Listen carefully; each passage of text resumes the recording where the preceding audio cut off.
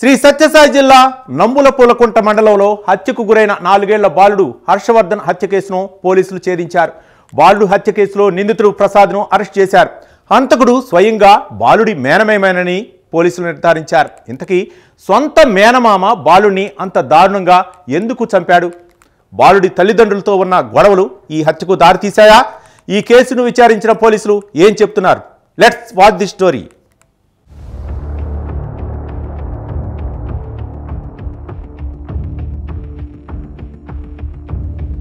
శ్రీ సత్యసాయి జిల్లా తలుపుల మండలం గరికపల్లికి చెందిన కొమ్మెర గంగాధర్ చంద్రకరల కుమారుడు హర్షవర్ధన్ హత్య కేసును పోలీసులు ఛేదించారు.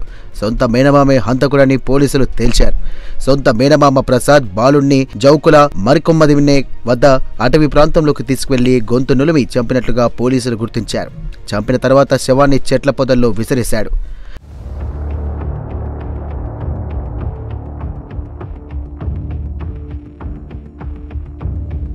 తన కొడుకు కనిపించకుండా పోయాడని నవంబర్ 26న బాలుడు హర్షవర్ధన్ తండ్రి గంగాధర్ తలుపుల పోలీస్ స్టేషన్లో ఫిర్యాదు చేశారు. విచారణ చేపట్టిన తలుపుల ఎస్ఐ నరసింహుడు, కదిరి రూరల్ సీఐ నాగేంద్ర పలు కోణాల్లో దర్యాప్తు చేపట్టారు.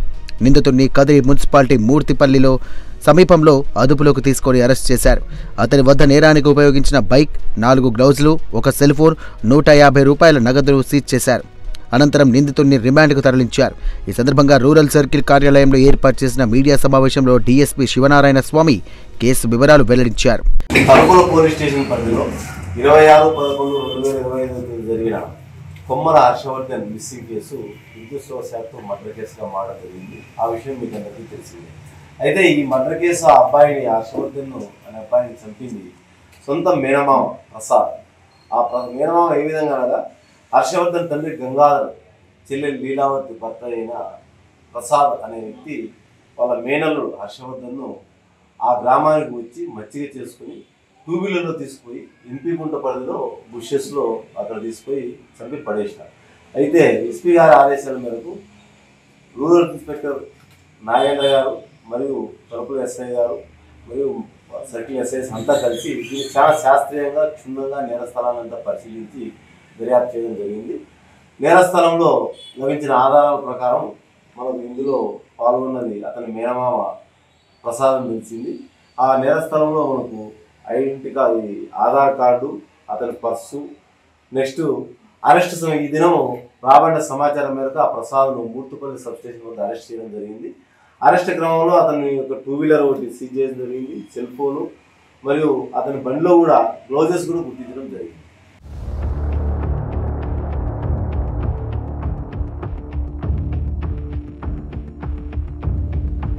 బాలుడి సొంత మేనమామ ప్రసాద్ విచారణలో పలు ఆసక్తికర విషయాలు వెలుగులోకి వచ్చాయని పోలీసులు తెలియజేశారు. ప్రసాద్ కొడుకు బ్లడ్ క్యాన్సర్తో బాధపడుతున్నాడు. వైద్యం కోసం కొన్నిసార్లు సాయం చేసిన బంధువు గంగాధర్ ఆ తర్వాత సాయం చేయడం మానేశాడు. ఈ విషయంలో ప్రసాద్ తీవ్రంగా కలత చెందాడు. తాను అనుభవిస్తున్న బాధను గంగాధర్ కూడా అనుభవించాలని భావించాడు. దీంతో గంగాధర్ కుమారుణ్ణి హత్య చేయాలని నిర్ణయించుకున్నాడు. గత నెల 26వ తేదీన హత్య చేశాడు.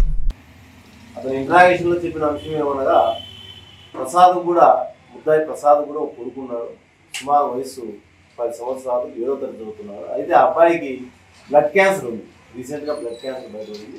ఆ సందర్భంలో ఈ హర్షవర్ధన్ తల్లిదండ్రులు మరియు అతని భార్య కూడా సరిగా చూసుకోలేదు, ట్రీట్ చేసినారు, అవమానకరంగా మాట్లాడినారు అనే దానికి మనస్తాపం చెంది తానైతే ఏ విధంగా బాధ అనుభవిస్తున్నాడో ఆ బాధ కూడా హర్షవర్ధన్ తల్లిదండ్రులు గంగాధరు అతని తల్లి అనుభవించాలా అనే ఉద్దేశంతో ఆ అబ్బాయిని నిదానంగా మచ్చిక చేసుకుని అంగన్వాడీ స్కూల్ పోతే 2-3 నెలల నుంచి పథకం ప్రకారం మచ్చిక చేసుకుని 26వ తేదీ ఎవరు లేని సందర్భంలో 2 వీలర్లో తీసుకుపోయి హత్య చేయడం జరిగింది.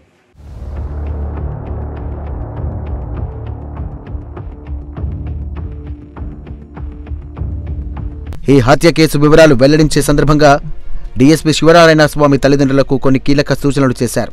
మనం ఏ పని మీద ఉన్నప్పటికీ పిల్లలపై ఓ కన్నేసి ఉంచాలని సూచించారు. పిల్లల పట్ల చాలా జాగ్రత్తగా ఉండాలని సూచించారు. ప్రస్తుత రోజుల్లో ఏ ఒక్కరిని నమ్మే పరిస్థితి లేదని తెలిపారు.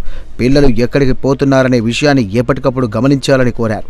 మహిళలంతా శక్తి యాప్ డౌన్లోడ్ చేసుకోవాలని సూచించారు. ఎమర్జెన్సీ నంబర్లన్నీ కూడా అందుబాటులో ఉంచుకోవాలని ఆయన సూచించారు.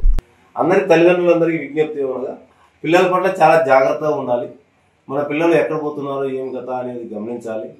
ఎవరిని కూడా ఈ రోజుల్లో నమ్మే పరిస్థితి లేదు. చిన్నపిల్లలు అబ్బాయిలైనా అమ్మాయిలైనా సరే కొంత యుక్త వయసు వచ్చిన తర్వాత అమ్మాయిల పట్ల కూడా తల్లిదండ్రులతో జాగ్రత్త వహించి సూచనలు సలహాలు ఇవ్వాలి. మహిళలంతా కూడా శక్తి యాప్ డౌన్లోడ్ చేసుకోవాలి. ఎమర్జెన్సీ నెంబర్స్ ఎప్పుడు కూడా వాళ్ళ యొక్క దగ్గరలోనే ఉండాలి.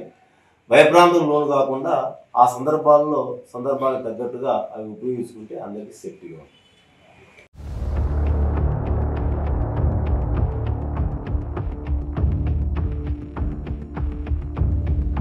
ప్రస్తుత కాలంలో కుటుంబ సభ్యులే శత్రువులుగా మారుతున్నారు. ఎటువంటి అనుమానం రాకుండా నేరాలకు పాల్పడుతున్నారు.